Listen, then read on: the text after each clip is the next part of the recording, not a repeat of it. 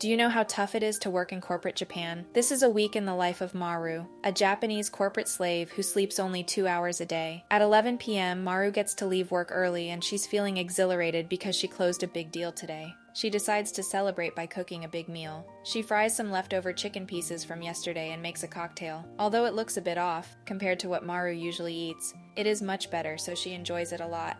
She even gobbled down 2 bowls of rice before taking a shower and going to bed. At 5 a.m. the next morning, Maru wakes up with a mouth ulcer.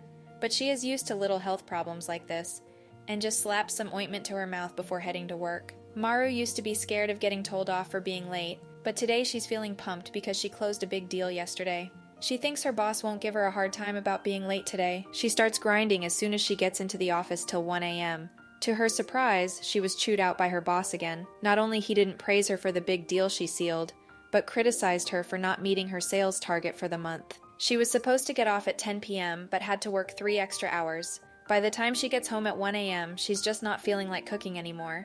To cheer herself up a bit, she decides to devour a bowl of spicy instant noodles despite having a mouth ulcer. Then she hops in the shower to rinse off all the day's stress. She reluctantly washes her hair because her coworker teased her about her greasy hair. Her dirty laundry is piled up like a small hill, but she pretends not to see it. At 2 a.m., Maru is still working while snacking.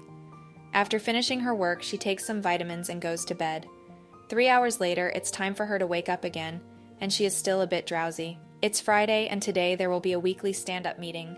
But really, it's just a time for low-performance employees to explain why they fell short of their sales targets. Maru is used to be grilled in this kind of meeting. After the meeting, Maru is surprised that her boss not only refrains from giving her a hard time, but also praises her for being a hardworking, good employee. Then she continues grinding till 1 a.m. Today she gets to go home a bit early because her boss is in a good mood, and her recent performance has been good. Maru is excited that she can finally have a day off after working another day. She searches the fridge for food, but the only thing she wants to eat has expired over a year ago. So she eats more instant noodles. Since she's in a great mood, she actually thinks they are delicious. To savor the noodle soup, she even adds a leftover rice ball to the soup. Afterwards, she takes a shower and works for a while before going to bed at 3 a.m.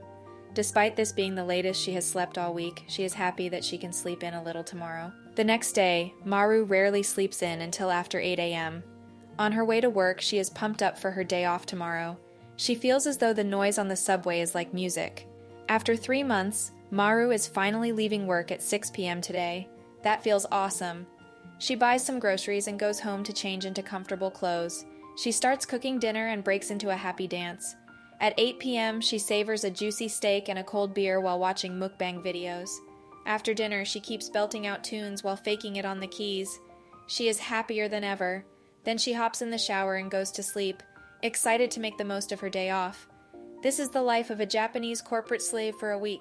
So how much salary would you willing to be paid to work like this?